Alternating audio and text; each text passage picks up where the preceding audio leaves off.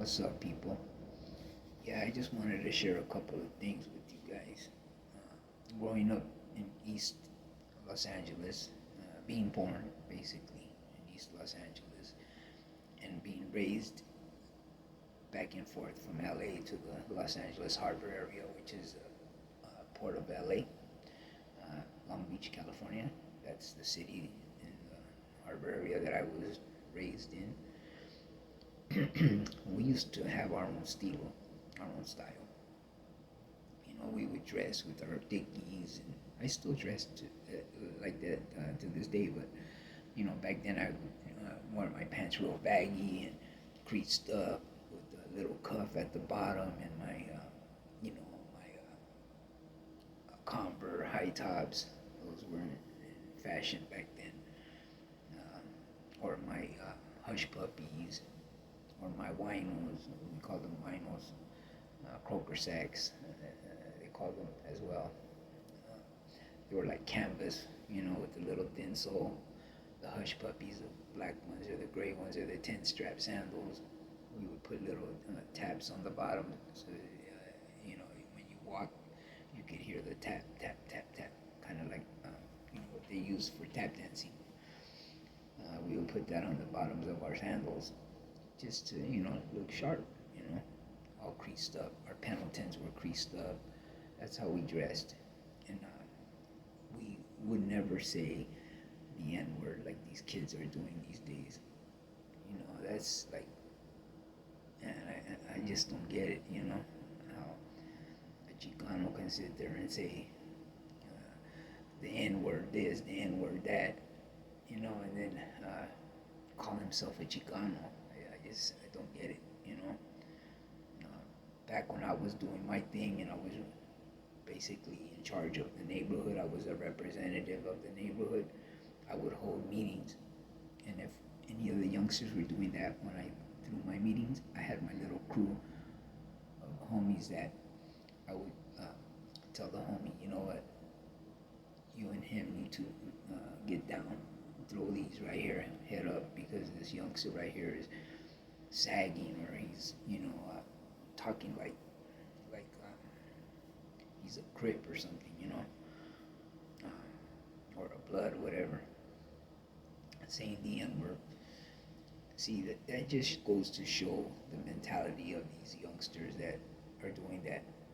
They never been to a level 4 prison yard. They never been to Corcoran or Calipatria or Palm Hall, you know, the Aixe unit, Chino, where there's a lot of other convicts that are about something, basically, you know. They won't be doing that up in those yards, I guarantee you that, or on a level 4 prison yard. They won't be talking like that or acting like that, because the OGs will not put up with it. Nowadays, the OGs that are running the show, they're letting all that happen, you know. I just don't understand, you know, how you gonna let all that Chicano moment just go to hell like that, you know, just go down the drain like that, you know, letting these youngsters talk like that. You know, that's a big no-no if you run a level 4 prison yard, or even the high power module at the LA County Jail. That's where I done my time. Yeah, I started off in level 1s, level 2s, but then I worked up my way up to level 4s, you know, from being involved in riots back in the day, in the 80s, when I had my C79031 number. I had a C number, I had an N number, I had a P number, and I had an F number.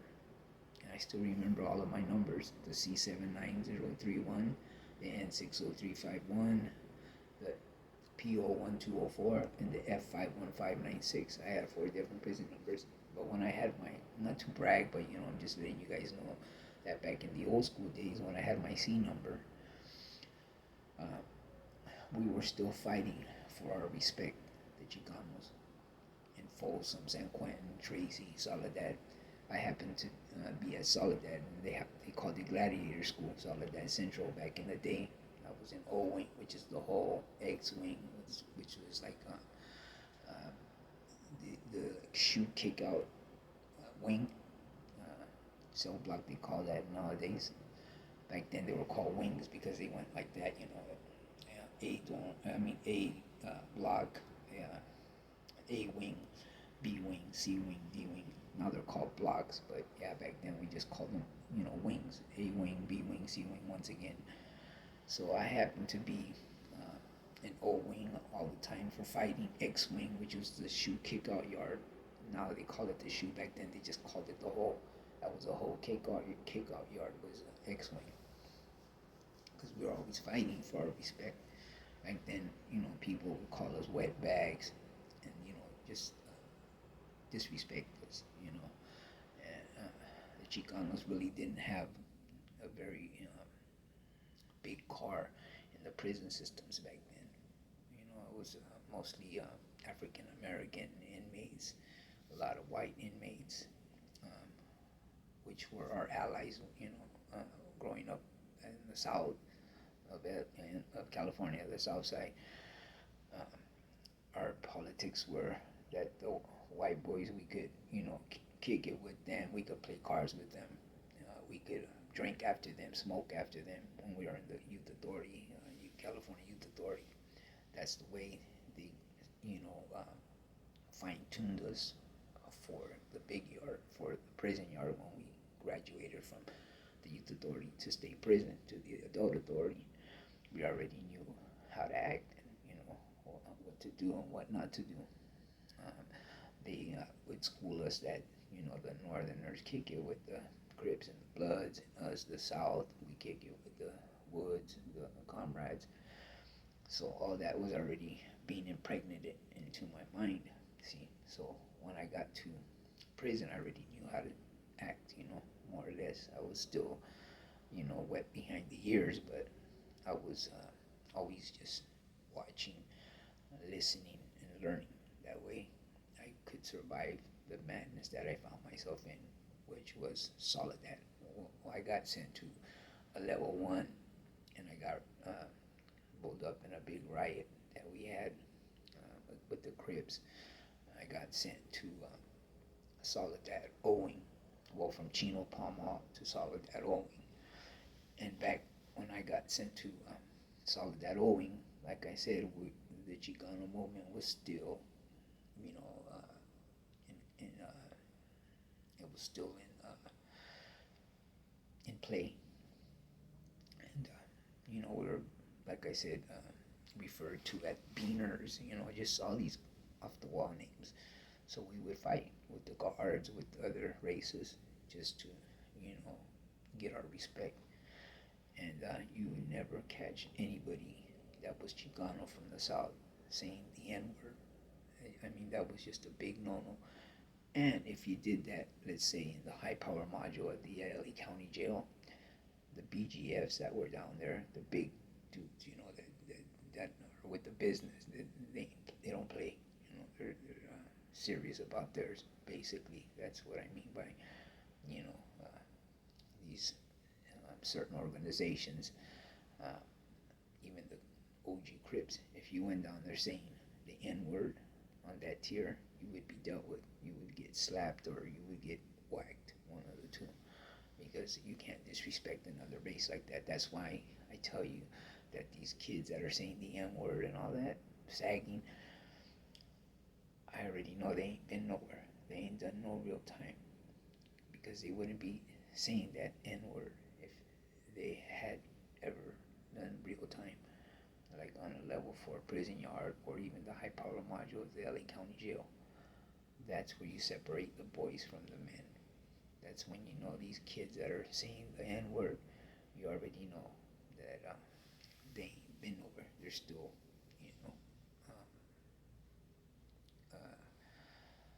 learning the business, on how to act, how to talk. When you represent Chicano, especially the South, you have to carry yourself accordingly. You can't be disrespecting other races, because it just big guys won't put up with that shit.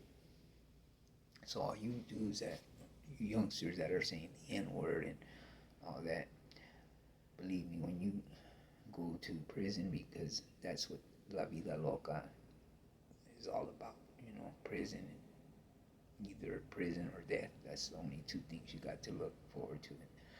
that way of life if you're pushing that line like I used to. You know, uh, you're gonna be dealt with. You're not gonna be able to uh, conduct yourself in that manner.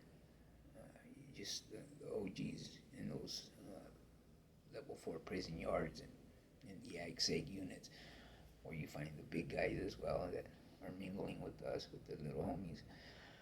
You're not gonna be talking like that because you will be dealt with.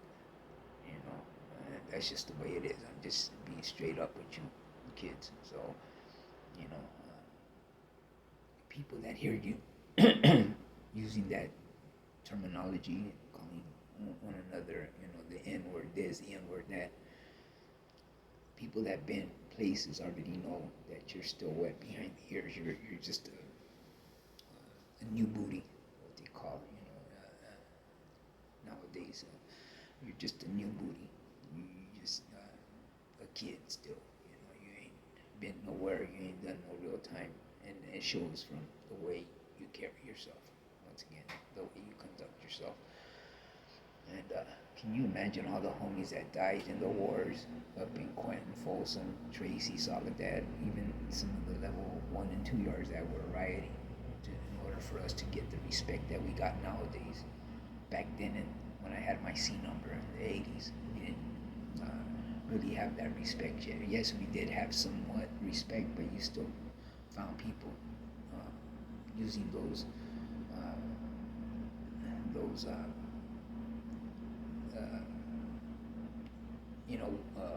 way of referring to us as beaners and all that, wetbacks. So all the homies that died in those wars fighting against other races and against the cops, the guards, they would roll over in their graves if they saw the way these kids conduct themselves nowadays. They call each other blood, the N-word, and man, I just sit back and see that. I hear that and I say to myself, man, I'm glad that I finally got away from that way of life, because I'm gonna tell you straight up, just the way it is. I would be boxing with these kids, the homies that grew up around me, the youngsters that I raised up back home in Longo, on the east side of Longo. They knew me very well, and they knew that I wouldn't put up with all that. I would be boxing with them when I would throw my meetings. Either I would have a homie throw down with them. If they were a little bit too young, I would have one of the other youngsters get with that fool's program and make them stop saying the N-word and all that. Or I would do it myself. I would make a big circle, like the homies would tell you, behind Bernie's back in the day on 10th Street and Alamedos. We'd make a big circle, and I would throw down with these kids. Some of them were big, stocky kids, but I didn't care about the size. I would just throw down with them, and then afterwards, I would shake their hand and tell them, "Look, man, we can't be using that type of talk, not while I'm, out here doing things. No, I'm not gonna put up with it." So nowadays, like I said, these OGs need to start checking these kids, man, and telling them the way it is. Hey, man, when you go somewhere like high power county jail or a level 4 prison yard, you're gonna get dealt with talking like that. Raza is not gonna put up with it. The Chicanos, too many homies have died for the cause, for them to let that happen. So if you're pushing that line, that gangster line, sooner or later you're gonna go to those types of prisons. And when you do, and you're using that N-word, you're gonna be dealt with. Once again, I'm not gonna sugarcoat nothing. I'm gonna tell it like it is. And you might want to just think about that, and maybe put the other youngsters up on game. All that calling each other blood and the N-word, all that ain't gonna fly when you get up to those prison yards that are real prison yards. I'm not talking about the level 1s, level 2s. In those facilities, you find kids talking like that. Why? Because them kids are only doing 6 months, a year, or 2 years, and they're getting out. But when you go to those level 4 prison yards, you're gonna be around lifers, dudes that ain't never getting out. They got nothing to lose, and you go up there disrespecting their program by using the N word or calling another homie blood or whatever, you're gonna be dealt with. Just so you know. I take that to heart because even though I'm no longer pushing that line, I still did a lot of time in the hole. Back when I was pushing that line, I did a lot of crazy stuff in order for us to get the respect that we got today. I'm talking about rioting and handling business. Not to brag once again, but I fought in too many wars, too many battles to just let that fly and not say anything about it. Not, share this with you kids that if you keep talking that way and you're pushing that gangster line, sooner or later you're gonna run across some real motherfuckers and they're gonna put you in check. Just so you know, just so you're aware of the situation. So I just thought I would touch bases with you kids in regards to that, using the N word and calling each other blood and all that once again. So I'm just gonna end it with. I hope you guys don't take it wrong, but I just thought I should share that with you guys because I just hate to see you go to a real prison. Sooner or later, when you're pushing that line, you're going to end up in one of those places. And I'd hate to see you get yourself stabbed or, smacked around because of your language and the way you carry yourselves. So, take it for what it's worth. But yeah, I'm just doing it because, I care about the youngsters, and I'd hate to see any of you get caught up in regards to that. Disrespecting the causa by calling each other the N word and all that. So I'll end it with that. And I just like to say thank you to the homie Short Dog Emilio and his brother Sharky and his familia. They looked out for me when I needed a helping hand, as well as Desert Pines chiropractor here in Las Vegas, Nevada. If you need a chiropractor and you're a lawyer, they go above and beyond. Dr. Michael Horton, he's a very good doctor, and he's very professional. His staff that work for him are very professional. They treat you like your family there. And I'd just like to thank Dr. Horton for all of this help. Who knows where I'd be if I didn't have him in my corner, especially after Mom's died. I was pretty much, how could I put it, homeless. I lost Mom and I couldn't take care of the bills anymore because her and that's the only family that I had here in Vegas. Actually, that's really the only family I have because I don't talk to my sister. I don't talk to my aunts and uncles that are on the Colombian side of the family because I'm half Chicano, half Mexican, and half Colombian. And I don't talk to those people for some reason. They don't like me, and I just don't need them in my life.